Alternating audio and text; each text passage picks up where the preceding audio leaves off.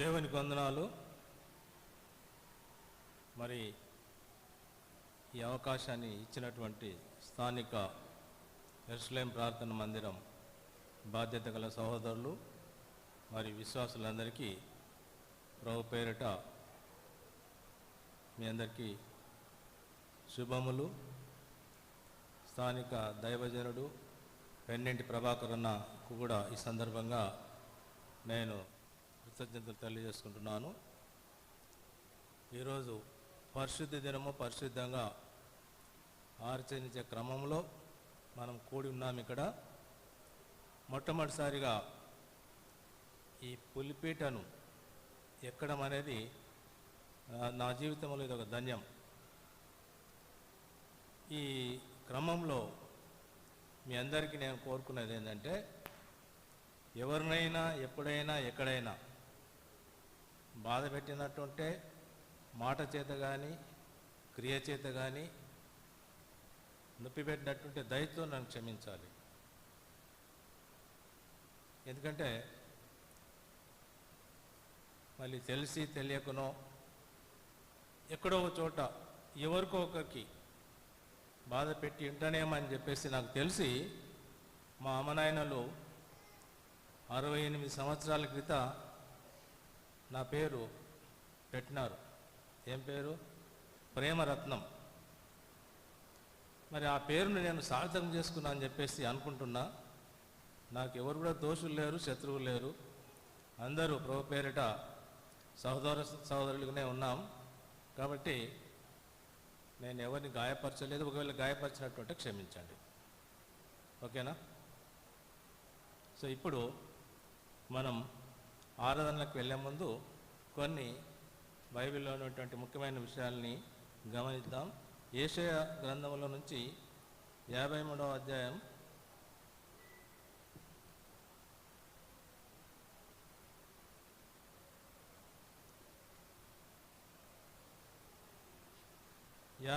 అధ్యాయం 5వ వచనం.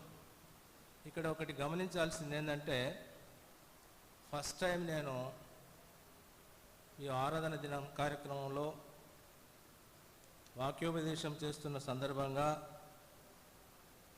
నేను ఎక్కువ ఉపదేశం చేయలేకపోవచ్చు నా నోటితోటి. నేను రెఫరెన్సెస్ ఇస్తాను. ఆ రెఫరెన్సెస్ను దృష్టిలో పెట్టుకొని ఆరాధించాల్సిందిగా మిమ్మల్ని నేను ప్రాధాయపడుతున్నాను. ఈ రకంగా నేను చెప్పేటువంటి ఈ వాక్యము గొప్పగా దేవుడు నన్ను వాడుకున్నట్లు, మరి చక్కటి సందేశం ఇచ్చేటట్టు నన్ను వాడుకోవాలని మీ అందరికీ మనవి చేస్తున్నాను, దేవునికి మొరపెట్టుకుంటున్నాను. నేను వాక్యంలోకి వెళ్ళేకి ముందు ఒక సహోదరుడు ఒక సహోదరి ప్రార్థించాలని. ఎందుకంటే నేను ప్రాపంచికంగా ఎంతో తిరిగాను. గ్రామస్థాయి నుంచి ఢిల్లీ వరకు ఎన్నో రాజకీయ పార్టీల్లో ఎందరెందరితో సంబంధాలు కలిగి ఉన్నాను.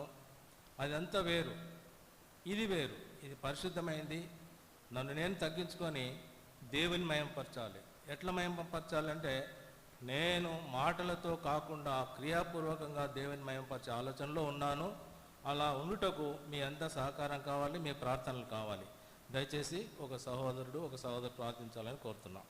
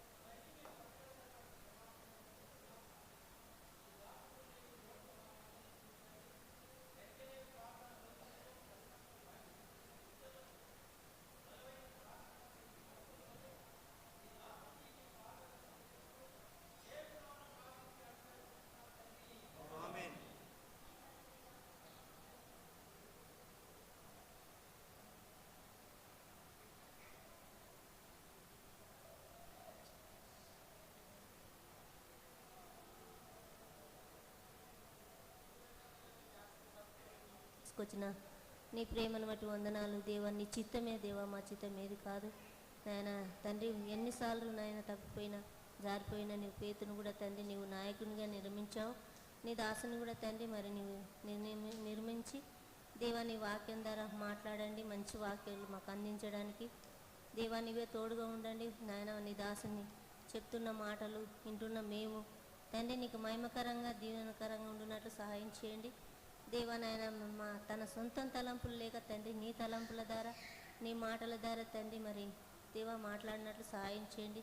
వాక్యములో తండ్రి నీవు చెలువిచ్చినట్లు దేవా నీ దాసుని నీ బలమైన రెక్కల కింద భద్రపరిచి నీ దాసుని మంచి వాక్యం మాకు అందించడానికి సహాయం చేయండి. నీ దాసులు లేని లోటు తీర్చండి దేవా. ఇంటున్న నీ బిడ్డలను తండ్రి మరి అందరిని కూడా తోడుగా ఉండండి, సహాయం చేయండి. రావాల్సిన వారిని తీసుకొని రండి, వచ్చిన వారిని బట్టి వందనాలు చెల్లిస్తూ మరొకసారి నీ దాసుని నీ చేతులకు అప్పచెప్పుకుంటూ దేవా మంచిగా బలమైన పాత్రగా నీ దాసుని సిద్ధపరచమని దేవా మరి అన్ని విధాల తండ్రి నీ దాసుని నీ వెనుక ఉండి నువ్వు ధైర్యపరిచి నీ దాసునితో మాట్లాడమని యేసయ్య పరిశుద్ధ నామమున ప్రార్థించి అడుగుతున్నాను తండ్రి.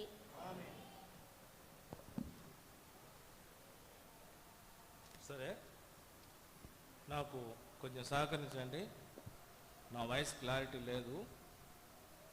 యెషయా గ్రంథంలో నుంచి 53వ అధ్యాయం 5వ వచనం చదవండి.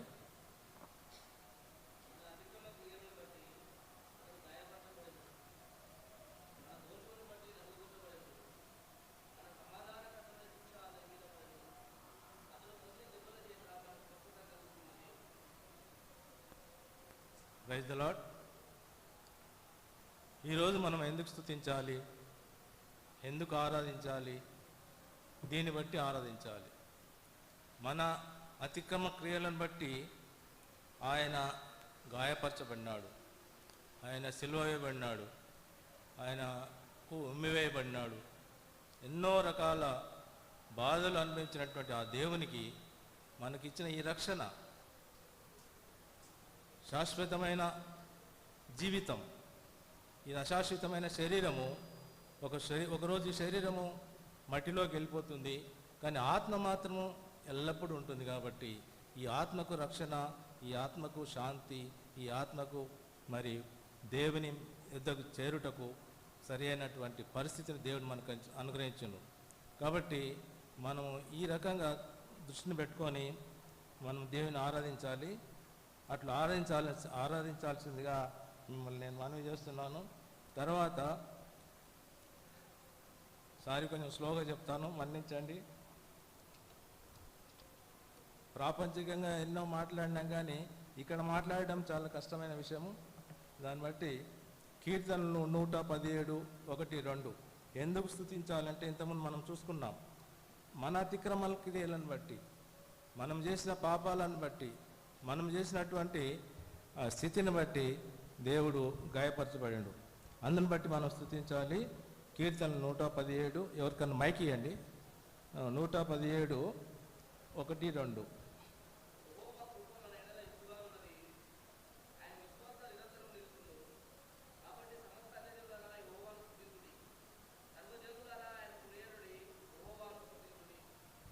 వండర్ఫుల్.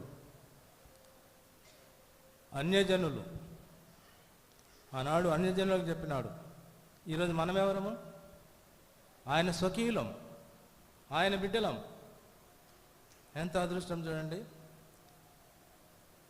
ఇంత గొప్ప మాట మనకు బయలుపడింది. దాన్ని బట్టి ఆయనను మనం స్తుతించాలి. ఎందుకొరకు స్తుతించాలి? యెషయా 53 ప్రకారంగా. అది బాగా జ్ఞాపకం పెట్టుకోండి. ఇంకా అనేకమైనటువంటి మాటలు ఉన్నాయి బైబిల్లో. ప్రస్తుతం మాత్రం మన అంశం ఎందుకు స్తుతించాలంటే ఆయన మన కొరకు గాయపరచబడినారు కాబట్టి మనము మాటల చేత కాదు, క్రియా చేత. వాస్తవంగా దేవుడు మహిమపరచబడాలంటే నోటి పెదవులతో ఆరాధించడం కాదు కదా, మన క్రియలు, మన ప్రవర్తన. నేనైతే భయంకరమైన ప్రవర్తన చేసినాను, చెప్పడానికి సిగ్గొచ్చేటువంటి పనులు దేవుని ఎదుట, సంఘం ఎదుట నేను ఒప్పుకుంటున్నాను. ఈ భూమి మీద నేను చేయందంటే ఏది లేదు. ఒక నరహత్య చేయలేదు, ఒక మనిషిని చంపలేదు, అన్ని మిగిలినవి అన్నీ చేసినాను. అయితే ఈ మధ్యకాలంలో చాలా కాలం నుంచి కూడా దేవునితో ఉండాలి, దేవునితో సహవాసం చేయాలి, సంఘంతో అనుసరించి ఉండాలి, సంఘంతో సహవాసం చేయాలి అని చెప్పేసి నా లోపల ఒక ఆరాటం ఉంది. నాకు ఓపెన్ హార్ట్ సర్జరీ అయినప్పుడు, నేను హాస్పిటల్ అడ్మిట్ అయినప్పుడు ఒక గంట లోపల ఆపరేషన్కి తీసుకుపోతారు అని అన్న టైంలో అంతా డ్రెస్సింగ్ వేసుకున్నారు. మన వాళ్ళందరూ వచ్చిండు, సంఘస్థులు. అందులో ఒక శేఖర్ ఏమన్నాడంటే, అన్నా అయ్యిందేందో అయ్యింది, నీ శేష జీవితం దేవుని కొరకు సమర్పించుకో అన్నాడు. ఆ రకంగా మన సంఘస్థులందరూ కూడా నా కొరకు ప్రార్థన చేసినారు. డాక్టర్ ఏమన్నాడంటే, మా కుటుంబ సభ్యులందరినీ పిలిపించి, మీ డాడీకి పుట్టుకతోటే ఒక వాల్ సరిగ్గా లేదు, ఆయనకు హోప్ అయితే ఇస్తలేము, బతికి వస్తాడనే మాట అయితే మేము చెప్పలేము, మరి దానికి ఏమంటారు అంటారు.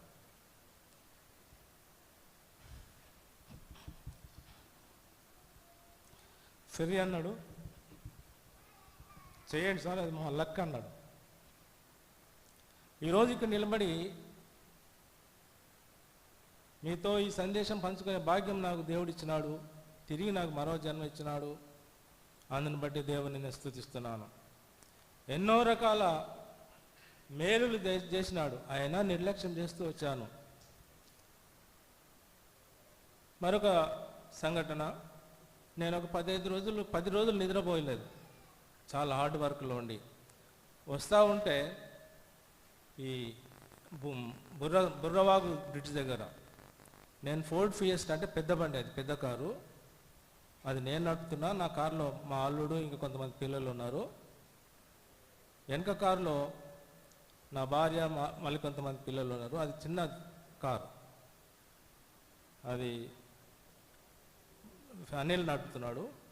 నేను 140-145 పైన నడుపుతున్నా కారు. అక్కడికి వచ్చేసరికి నాకు ఫుల్ నిద్ర వచ్చేసింది. అక్కడ జియోపతి ట్రెస్ ఉంది, అంటే భూమిలో వ్యతిరేక పవనాలు ఉంటాయి. అక్కడ చాలా యాక్సిడెంట్స్ అయిన స్పాట్, అది యాక్సిడెంట్స్ బోన్. అక్కడ ఒక క్రూజర్ ఇట్లా రోడ్ డివైడర్ దాటేసి యువతల పడిపోయింది.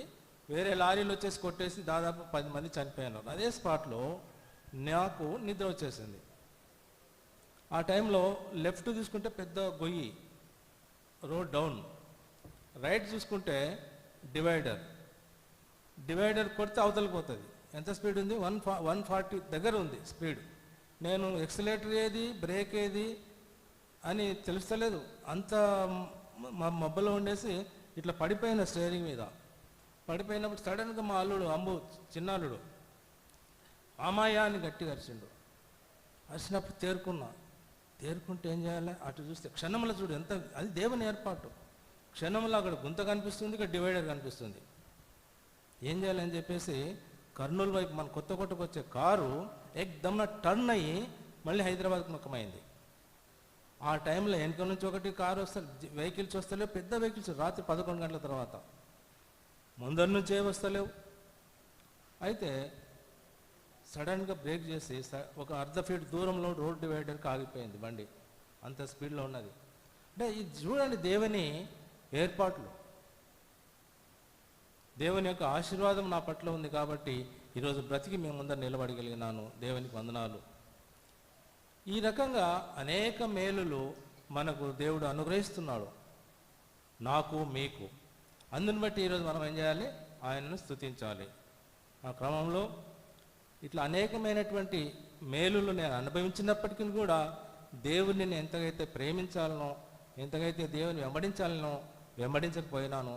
అందుని బట్టి నేను చాలా బాధపడుతున్నాను.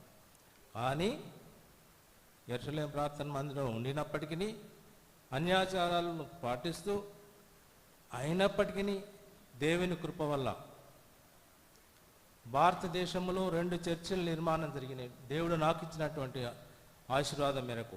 ఒకటి మన చర్చి, రెండవది మెన్నైట్ చర్చి. కేసీఆర్ గారు సాయం చేసినారు, రావుల చంద్రశేఖర్, ఇట్లా అనేక మంది మనకి నిధులు ఇచ్చినారు. అంతేకాకుండా దేవరకద్ర నియోజకవర్గంలో చింతకుంట ఒక ప్రాంతానికి 35 లక్షలు కేసీఆర్ తోటి తీసుకొచ్చి ఇవ్వడం జరిగింది. ఈ దేశంలో ఈ జిల్లాలో ముఖ్యంగా ఇక్కడ నేను చేసిన అచ్చంపేటలో నా కొడుకు ఫెర్రీ దాదాపు ఒక 40 లక్షల రూపాయలు చర్చిలకు ఇప్పించడం జరిగింది. ఒకవైపు నేను ప్రాపంచికంగా దేవునికి అంత అయితే దగ్గర ఉండాలో అంత ఉండకపోయినప్పటికీ దేవుడు నా ప్రార్థనలు వింటున్నాడు, నన్ను ప్రేమిస్తున్నాడు, నన్ను బాగా చూస్తూనే ఉన్నాడు. సో ఇంతటి దేవునికి మనము ఎంతగానో స్తుతించాలి, ఎంతగానో ఆరాధించాలి. కాబట్టి మరొకసారి ఏం చెప్తున్నా అంటే మనమంతా యాకోబు సంతతికి చెందిన వాళ్ళం, అబద్ధికులం. కాబట్టి మనం ఆ విషయంలో ఆదికాండం 27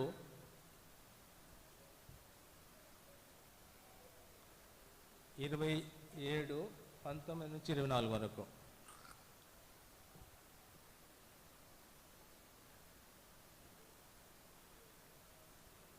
బాబు బాబు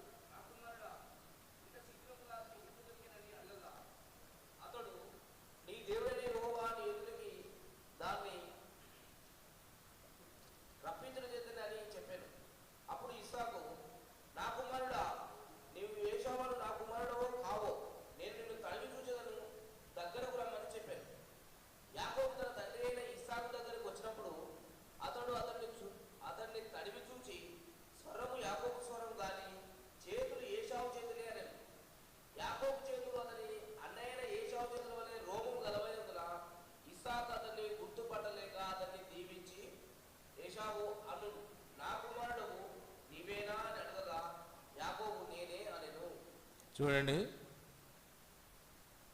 మోసం ఎక్కడి నుంచి వచ్చింది, పాపం ఎక్కడి నుంచి వచ్చింది. అందుకోకే బైబిల్ ఏం చెప్తుంది, మనము యాకోబు వంశీయులం, యాకోబు సంతతి వాళ్ళం. మరి ఇలాంటి వాళ్ళను దేవుడు యేసు ప్రభువు మన కొరకు ఆయన శిలువపై రక్తం కార్చి మనల్ని ఆయన స్వకీయులుగా ఆయన బిడ్డలుగా చేసుకున్నందుకు మనం స్తుతించాలి. అంతకంటే మన దగ్గర ఇంక వేరే మార్గం లేదు. అదే మాదిరిగా రోమా 5వ అధ్యాయం 6-8 ఇంతకుముందు చెప్పాను కదా, ఎక్కువసేపు నేను ఉపన్యాసం చేయలేను. ఈ రెఫరెన్స్ను మీరు దృష్టిలో పెట్టుకొని ఆరాధించండి.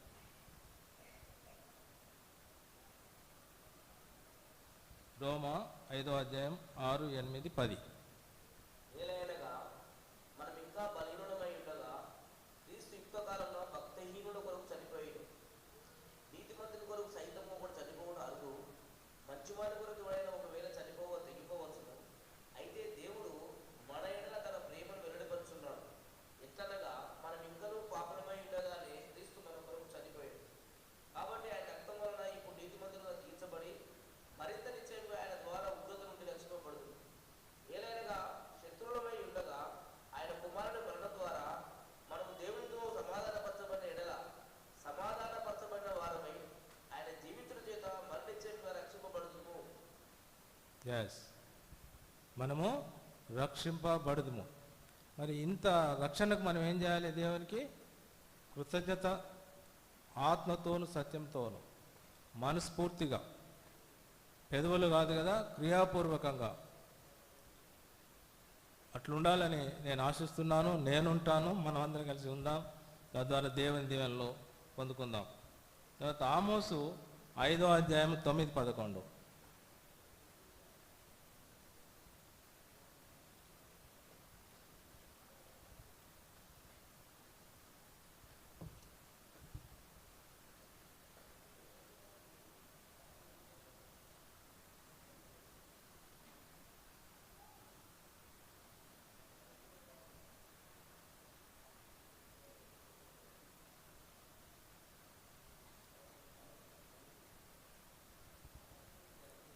ఐదో అధ్యాయము 9-11. ఆమోసు 5:9-11. ఆయన పేరు యెహోవా. బలాఢ్యుల మీదికి ఆయన నాశనం తెప్పింపగా దుర్గములు పొడుగును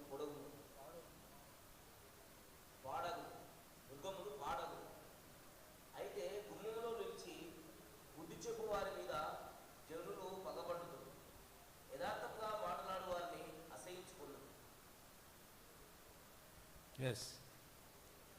అసహించుకుంటారు అంటే మనం ఇంకా దానికి లోబడాలనా? Never.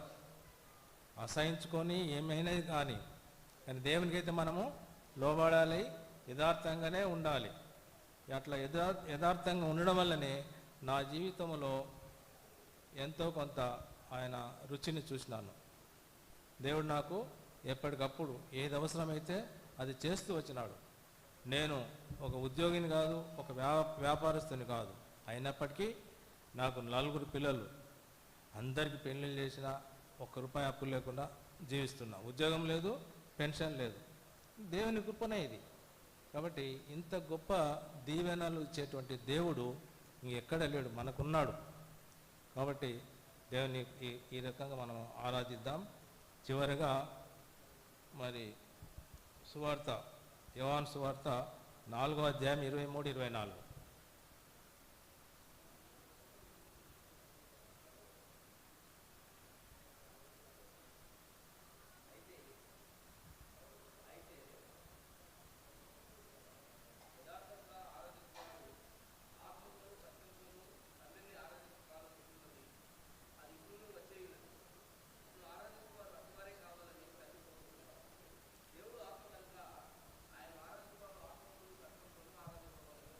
Yes, praise the lord. ఎంత గొప్ప మాట. ఆత్మతో ఆరాధించాలి. ఈ శరీరము శాశ్వతమైంది కాదు. నేను రీసెంట్గా ఒక ఇన్సిడెంట్ చూసినాను. మనకు తెలిసిన కుటుంబం చనిపోయినారు. చనిపోతే వాళ్ళ కుటుంబ సభ్యులు ఏమంటున్నారంటే, మా ఫాదర్ చనిపోలేదు, ఆయన ఆత్మతో ఉన్నాడు. అన్యులు వాళ్ళు. అంటే ఎంత స్పిరిట్ వాళ్ళకు. మా ఫాదర్ చనిపోలేదు, నవ్వుతున్నారు, సెలబ్రేట్ చేసుకుంటున్నారు, చాక్లెట్స్ పంచుకుంటున్నారు బయట. అంటే వాళ్ళు శరీరానికి కాదు గౌరవం ఇచ్చింది, ఆత్మకు. మరి మన దేవుడు, ఈ ఆత్మ గురించి చెప్పినటువంటి త్రియేక దేవుడు మన ప్రభువే. మరి మనమెంత మట్టుకు శరీరాల మీద ఆధారపడుతున్నాం? ఆ లోతైనటువంటి మర్మాన్ని మనం తెలుసుకోవాలి. నేను శరీరం కాదు ఆత్మనని, దేవుని ఆత్మస్వరూపి కాబట్టి ఆత్మతోనూ సత్యంతోనే ఆరాధించాలన్నటువంటి సత్యాన్ని ఎరిగి మనం ఇక్కడ కూర్చుంటున్నాం ప్రతి ఆదివారం. దయచేసి మనవి చేస్తున్నా, నేను మీకు చెప్పేటంత ఇంకా యోగ్యుని కాలేదు. నన్ను మీరు యోగ్యునిగా భావించండి. మీ పాజిటివ్ థాట్ నాకు ఎనర్జీగా రావాలని చెప్పేసి కోరుకుంటున్నాను. మనం ఆరాధనించేప్పుడు సత్యంతో, నా దేవుడు ఆత్మ కనుక నేను ఆయనను ఆత్మతో ఆరాధిస్తాను. నా పెదవులు, నా జ్ఞానం అక్కర్లేదు. ఇక్కడ ఏం కావాలి? నా ఆత్మ నా దేవుణ్ణి స్తుతించాలి అన్నటువంటి ఎరుకతో మనం ఇప్పుడు ఆరాధిద్దాం.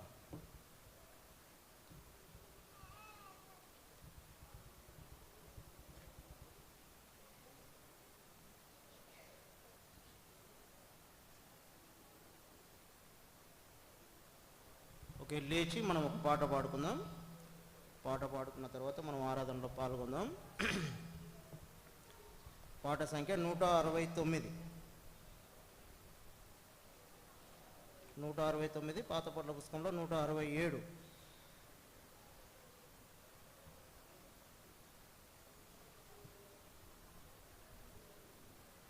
పాట సంఖ్య 169, 167.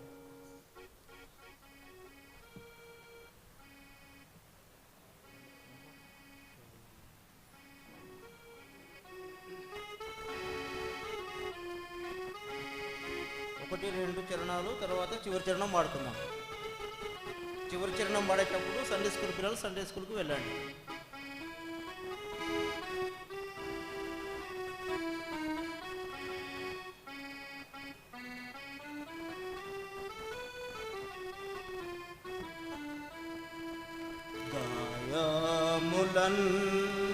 గాయములను నా కొరకై పొందేను క్రీస్తు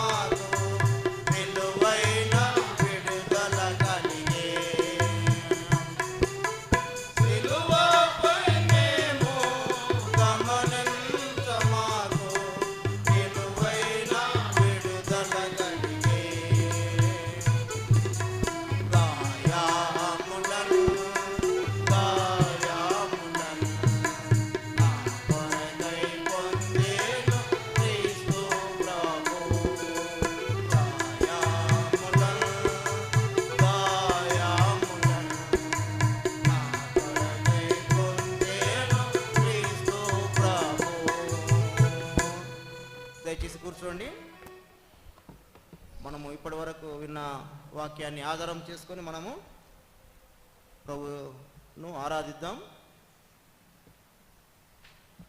ఒక సహోదరుడు ఒక సహోదరి ఆరాధించండి, ఆ తర్వాత మిగతా వాళ్ళు ఆరాధన చేయండి. మొట్టమొదట సండే స్కూల్ టీచర్స్ ఒక 2 లేక 3 ఆరాధన చేసి వెళ్ళండి, ఆ తర్వాత ఒక సహోదరుడు ఒక సహోదరి ఆరాధన చేద్దాం. సండే స్కూల్ టీచర్స్ ప్రారంభించండి.